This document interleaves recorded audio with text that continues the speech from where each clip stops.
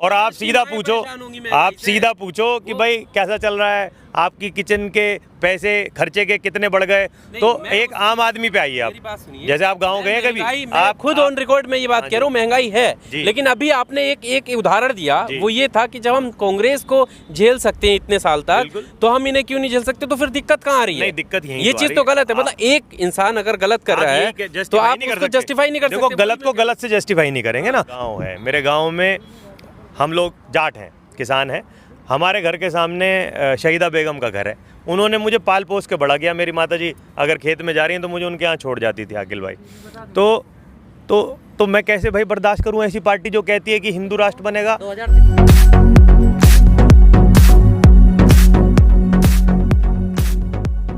हमारा काम थोड़ा ही है, रेगुलेटरी बॉडी है उसके लिए, देश में संस्थाएं हैं उसके लिए। तो हर चीज का भाई उसके नहीं, हम क्यों लेते ठेका? हम तो देखिए, आप समझिए, कंपनी प्राइवेट तो भाई फर्क पड़ रहा है ना हम पे। मेरा ट्रैक्टर में डीजल डल रहा है ना, मुझे दुख है तो बोलूं नहीं। आपको क्यों परेशानी है? आप तो पत्रकार हैं, आपको तो सुननी है। ये पिछले 10 महीने से भाई आपका सवाल क्या है? आपका सवाल क्या है? ये फर्क अभी पड़ा आपसे, पहले पे पड़ा था? हमेशा से पड़ता है महंगाई पे फर्क। पहले तो आपने निकले सड़कों पे। अरे तो पहले मोदी जी निकल लेते हमारे लिए, उनकी सरकार बना दी कि आदमी अच्छा काम करेगा। उन्होंने यही तो कहा था कि कांग्रेस भ्रष्ट है, पेट्रोल ज्यादा है, इसे कम कराऊंगा। कहा था कि नहीं कहा था? आप बताइए। खूब चिल्ला चिल्ला के कहा था। और अभी आपको बता रहे थे चौधरी साहब कि भाई पहले वो चिल्ला चिल्ला के कहते थे कि गैस के सिलेंडर वो कंधे पे रख के आपने सब देखा आपने, राइट? तो अब वो नहीं बोल रहे ना, इसलिए तो जाएंगे। आज हाँ जी, 19 में कैसे चुन लिए गए? तो 19 में पुलवामा हुआ, आप और मैं क्यों भूल रहे हैं उसे? हर डेड बॉडी भेजी गई ना सब जगह, प्लान करके भेजी गई ना पुलवामा। आपने देखा नहीं? ये क्या बैग गए कैसे? मतलब पुलवामा सर, इससे क्या मतलब तो क्यों नहीं है? मतलब कहाँ है उसके दोषी? कहाँ है पुलवामा के दोषी? कहाँ है? जिम्मेदारी सरकार की होनी चाहिए ना। तो बिल्कुल है, सरकार को आप चुनने हो, बिल्कुल है। किससे कर रहे हो? तो उन्हीं से तो कर रहे थे सवाल।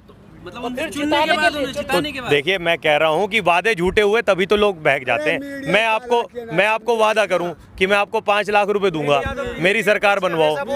मैं आपको रोजगार दूंगा, मेरी सरकार बनवाओ। मैं आपको सुरक्षा दूंगा, मेरी सरकार बनवाओ। तो विश्वास किया ना हमने।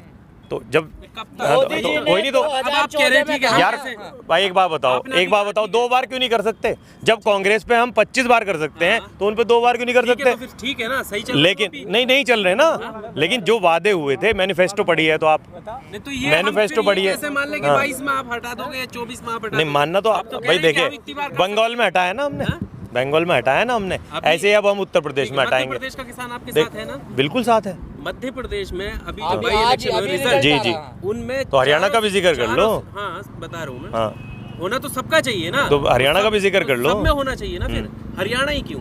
हरियाणा का किसान समझदार है, मध्य प्रदेश का समझदार नहीं है। देखिए, इस समय आप ये समझिए कि उनके इलेक्शंस में क्या कैलकुलेशन रही होगी, क्या इक्वेशन वहाँ रही होगी, वहाँ नहीं पता। परेशानी हम सब तो एक जगह है कि नहीं है? हम तो अपने आंदोलन को देख रहे हैं। बिल्कुल परेशान है किसान। तो हर एक स्टेट का किसान भाई अब पता नहीं वो सदर सीटें तो नहीं है, वो सदर सीटें तो नहीं है शहर की जहाँ किसानों के वोट कम हो।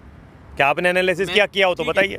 महंगाई तो हर जगह है ना, शहर में भी बिल्कुल है। महंगाई से परेशान है, बिल्कुल परेशान है। समझ में नहीं आ रही। आप ये कहना चाह रहे हैं कि महंगाई से परेशान नहीं है लोग? मैं तो कहना चाह रहा हूँ परेशान, तो फिर समझ में क्यों नहीं आ रही? हाँ, तो ये तो उन लोगों को देखना जिनके समझ में नहीं आ रही। पर यहाँ जब हम खड़े हैं, यहाँ जब गाजीपुर बॉर्डर पे आप खड़े हो भाई साहब, बहुत परेशान है लोग। आप समझो, आप कहो तो अपनी माताजी को फोन मिला लो, वो ज्यादा बढ़िया बताएंगे आपको कि मेरी किचन का जो खर्च है। भैया पूरा बात होनी थी। आप माताजी को फोन मिलाओ, स्पीकर ऑन करो। हैं, मैं बड़े विश्वास से कह रहा हूँ, उन्हें नहीं जानता, मैं आपकी माताजी से कभी नहीं मिला। आप स्पीकर ऑन करो और आप सीधा पूछो कि भाई कैसा चल रहा है, आपकी किचन के पैसे खर्चे के कितने बढ़ गए। तो एक आम आदमी पे आइए आप। जैसे आप गांव गए कभी, आप खुद ऑन रिकॉर्ड में ये बात कह रहा हूँ, महंगाई है, लेकिन अभी आपने एक उदाहरण दिया, वो ये था कि जब हम कांग्रेस को झेल सकते हैं इतने साल तक, तो हम इन्हें क्यों नहीं झेल सकते? तो फिर दिक्कत कहाँ आ रही है? नहीं, दिक्कत यही ये चीज तो गलत है। मतलब एक इंसान अगर गलत कर रहा है तो आप उसको जस्टिफाई नहीं कर सकते। देखो, गलत को गलत से जस्टिफाई नहीं करेंगे ना।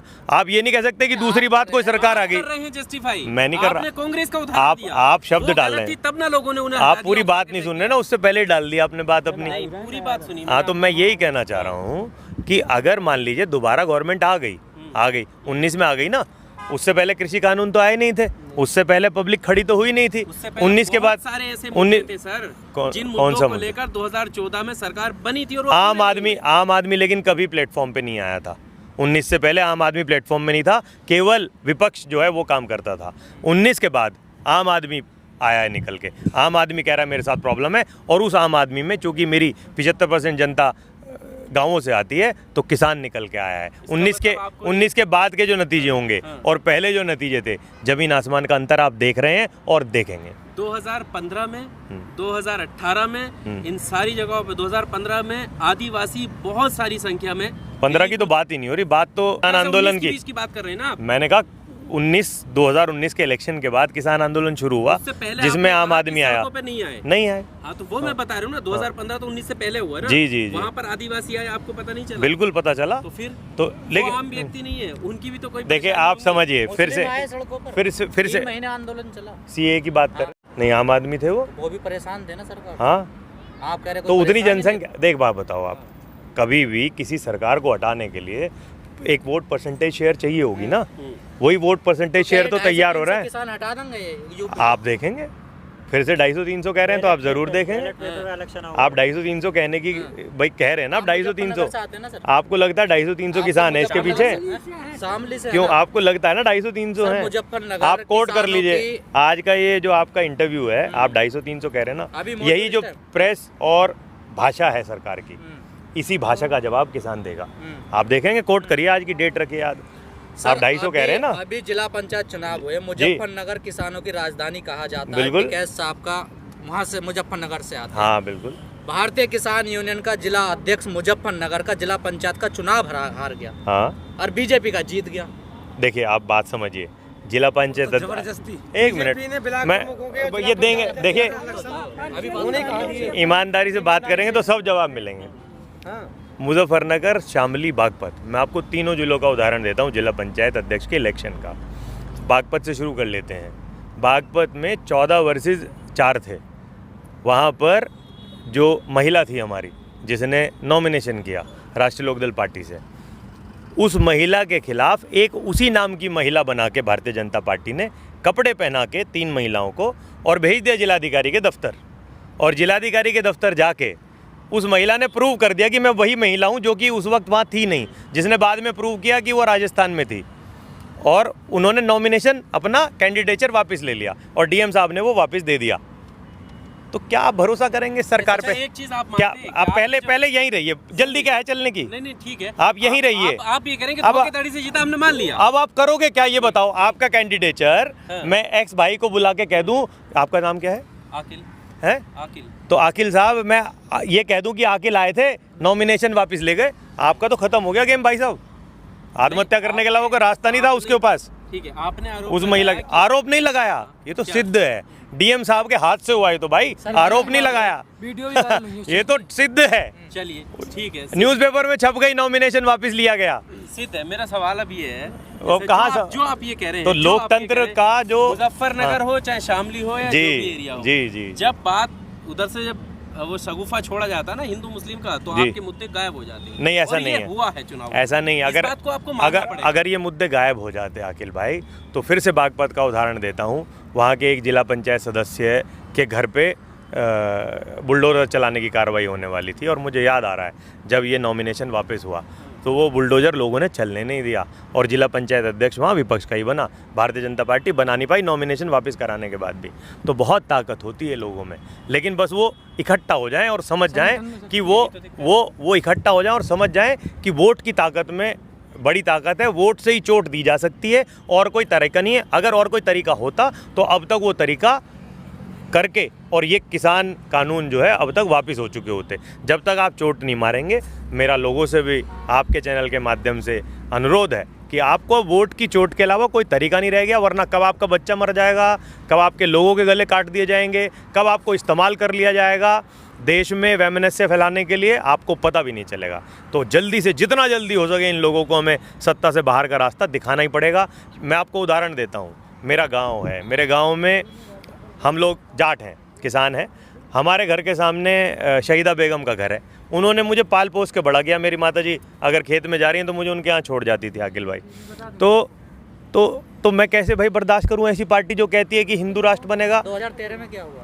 दंगा हुआ, कराया बीजेपी के लोगों ने। भूल गए आप लोग? नहीं भूले कहाँ भाई, मैं वही कह रहा हूँ, मेरे गांव में तो कुछ भी नहीं हुआ, केवल वहीं हुआ जहाँ बीजेपी के लीडर लोग थे, जहाँ से आज सांसद बना उस गांव में हुआ।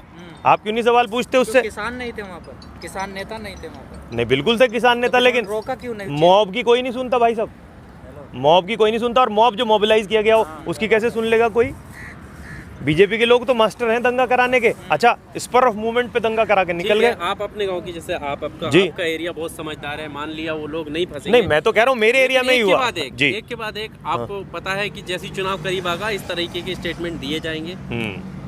लोग समझदार हैं, इस बार नहीं उलझेंगे। और अभी स्टेटमेंट आ भी चुका है अमित शाह का, जब वो नमाज को लेकर, जुम्मे की नमाज को लेकर उन्होंने स्टेटमेंट दिया, और आगे भी आएंगे जी। तो नहीं लगता कि ये जो फूट है ये लोगों के बीच में पहुंचेगी? इस बार उल्टा रिएक्शन होगा। जितना ये लोग, भारतीय जनता पार्टी और आरएसएस के लोग ज़्यादा बात करेंगे इस बारे में, हिंदू मुसलमान के बारे में, उतना इनका वोट घटेगा। क्योंकि इनके भी वोटर से हमारी बात होती है, वो भी शांति चाहता है देश में। वो अपने बच्चों को पढ़ा रहा है, लिखा रहा है, इंजीनियर डॉक्टर बना रहा है, रखेगा कहाँ? इसी देश में तो रखेगा। एक भी मुसलमान को हिला पाइए? इवन शायद इन लोगों को ही पता नहीं, बीजेपी के लोगों को नहीं पता, जो बीजेपी को वोट करते हैं या जो बीजेपी के लीडरान हैं, कि आज जितने ज़्यादा घर बन रहे हैं, जो प्रधानमंत्री आवास योजना है, मेरे कांधला में आइए कभी, कांधलावी परिवार वहाँ रहता है, हम लोग गंगा जमुनी तहजीब के लोग हैं। ज़्यादा घर मुस्लिमों के बने, ज़्यादा घर जो सरकार की योजनाएं हैं उसका लाभ मुस्लिम लोगों को मिल रहा है।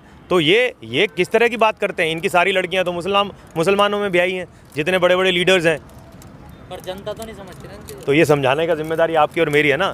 तभी तो आपकी मेरी जिम्मेवारी कहने की कोशिश कर रहे हैं अपनी बात, कि देखिए ये आपको लड़ाएंगे, ये आपको कोशिश करेंगे ये समझाने की कि हिंदू को मुसलमान से खतरा है। लेकिन मैं आपको बताना चाहता हूँ कि ये बोलने वाले आदमी से खतरा है, जो ये कहता है हिंदू को मुसलमान से और मुसलमान को हिंदू से खतरा है। ये बोलने वाले इंसान से हमें खतरा है, ऐसी पार्टी और ऐसी विचारधारा से हमें खतरा है। हमें इन लोगों से सावधान रहने की जरूरत है। तो क्या आखिरी सवाल है सर मेरा, जो यूपी का इतिहास रहा है कि जाति धर्म पर वोट करने का, क्या इस बार बदलाव होगा उसमें? मुझे नहीं लगता।